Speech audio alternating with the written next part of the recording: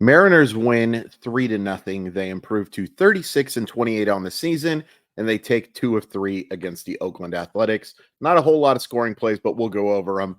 Third inning, Dylan Moore hits a sacrifice fly with the bases loaded to score Mitch Garver.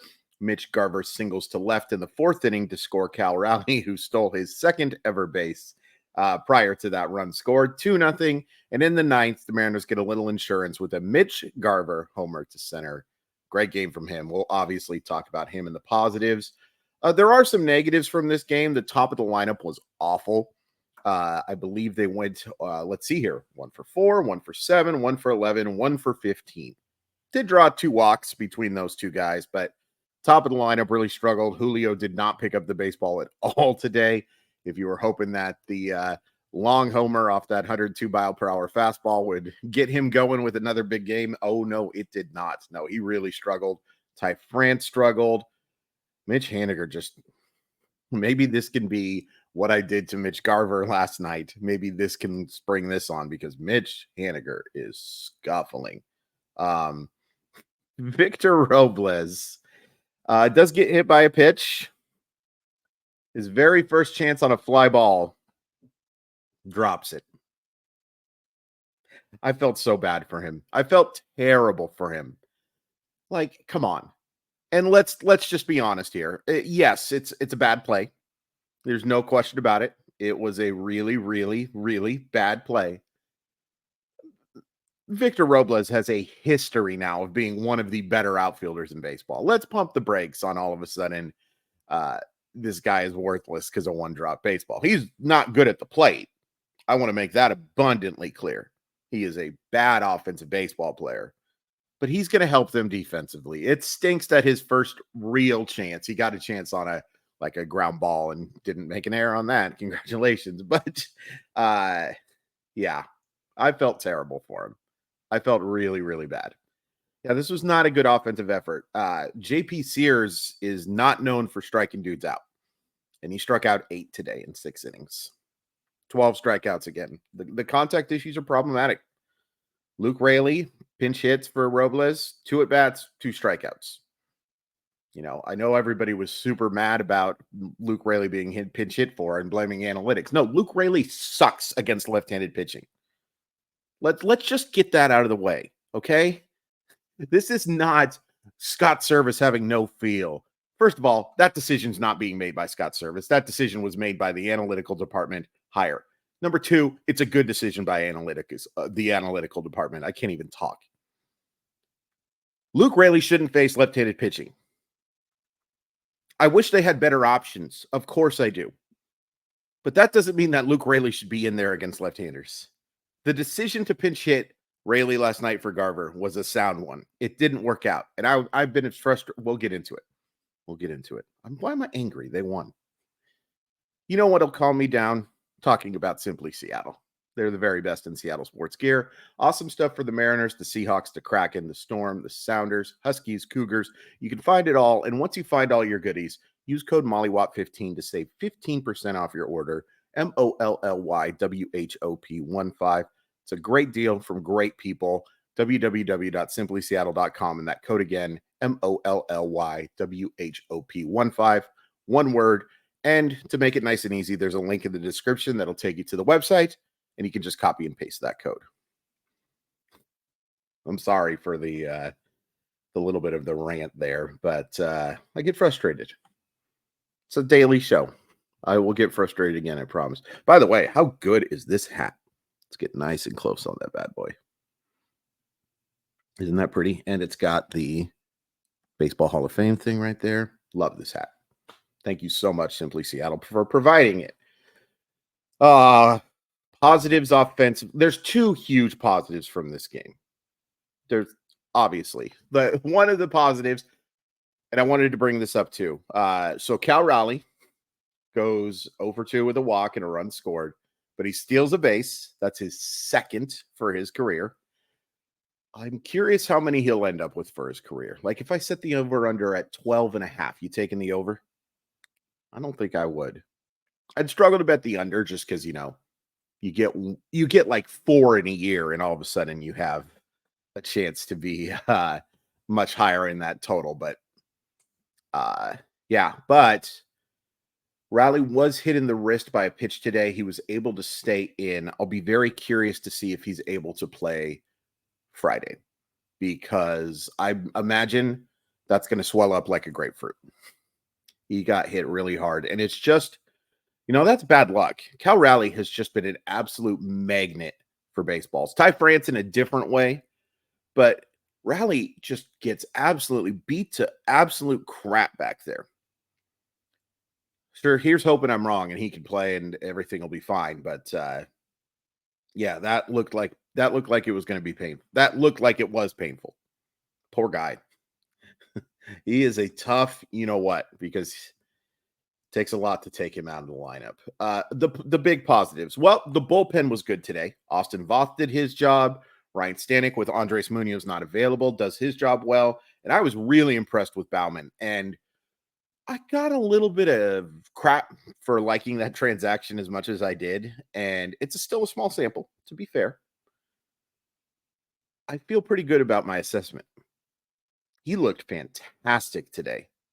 11 of 12 pitches for strikes, gets the strikeout, hasn't allowed an earned run yet as a Mariner. Now, look, he struggled mightily in that game against the Yankees. So let's not go too cuckoo bananas. He did have his share of scuffles, and there's things to work on. But I think that Bauman has a chance to be one of their better relievers. Stuff wise, I think he's second in terms of relievers behind only Munoz. So if you can work on that command, maybe have him pitch a little bit backwards, getting those sliders and those curveballs in for strikes to get ahead in the count. I think there's a very high ceiling for Bauman, keeping in mind it's a reliever, so the ceiling can't be too high. But yeah, the bullpen was good today. I'm going to end with Bryan Woo, but great game for Mitch Garver. And you had to see it. You just had to see it. I mean, I talked about it yesterday. I screwed up saying that he's second worst in expected batting average. He's third. You guys probably picked that up because I named two people ahead of him and still said he was second, which is just sometimes, man. I wonder how I survive in this world. But and he comes up and he got a pitch down the middle of the plate last night and he did not do anything with it. And he has been overwhelmingly a terrible offensive player for most of the year, for the large portion of the year. But I still believe in him because of the fact that I have seen so much success from him in the past. I don't see diminishing skill set. I see a guy who might be trying to do a little too much. But today was a really good day. He gets that homer. He draws a couple of walks, a 4-reach game. The Mariners don't have a whole heck of a lot of those. They do not. And Garver was fantastic today against a left-handed pitcher twice that he should crush.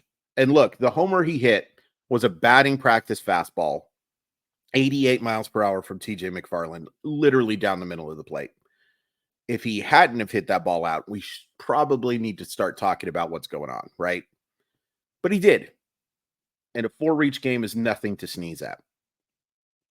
Really, really strong game from him. Also, good to see Dylan Moore get an RBI, but boy, oh boy, they needed something from him because he has just been absolutely awful at the plate. Awful at the plate over the last week and a half or so. Bryan Woo, I mean, what a start. And what a start literally and figuratively.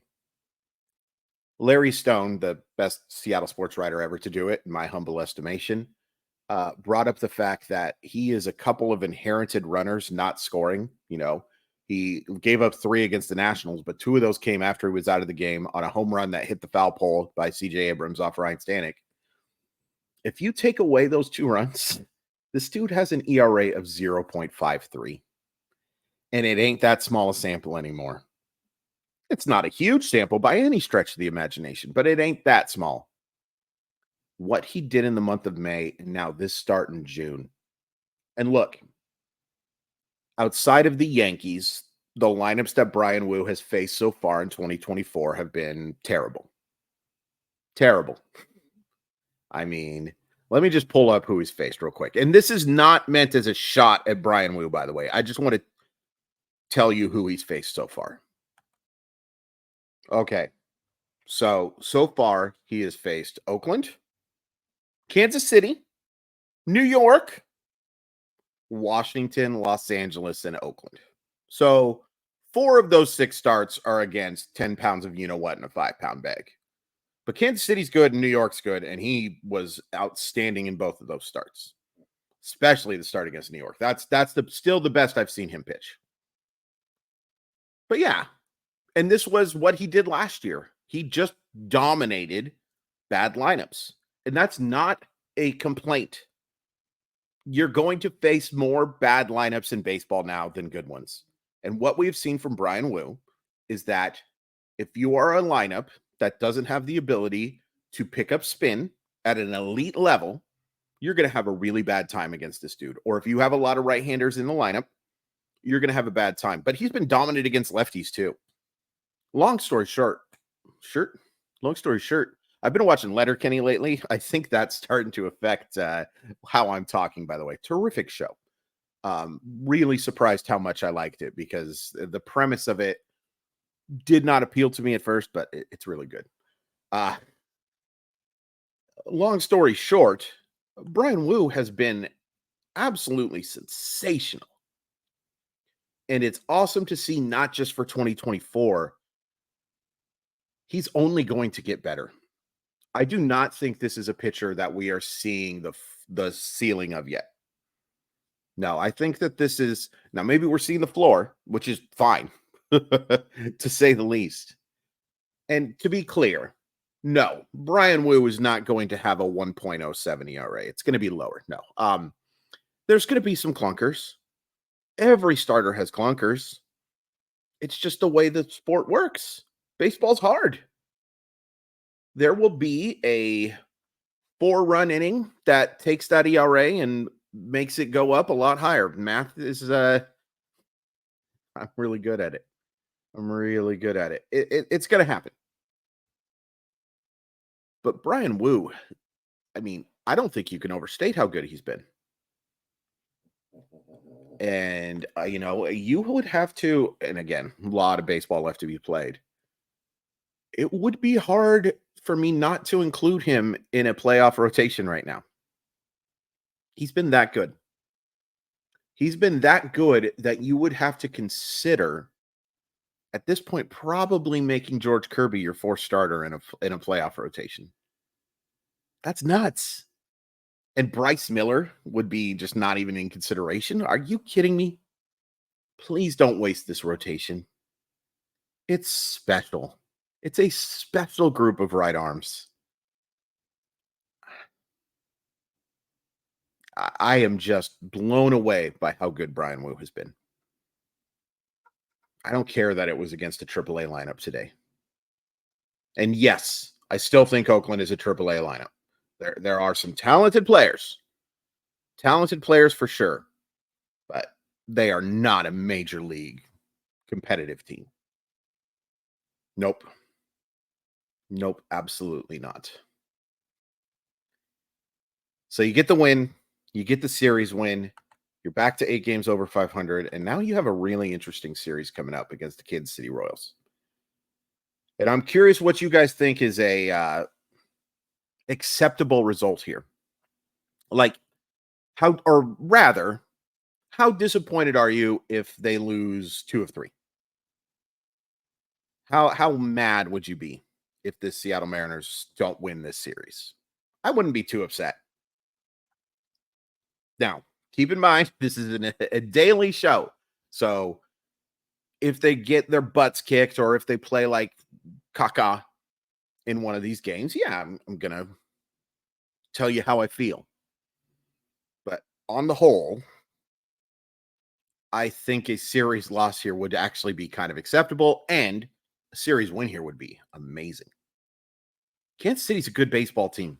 Bobby Wood Jr. is a superstar. Bobby Wood Jr. might be the best player in baseball right now. Take away that Otani. Best player in the American League. Yeah. So you got Bryce Miller against Daniel Lynch the fourth, which is just such a pretentious name.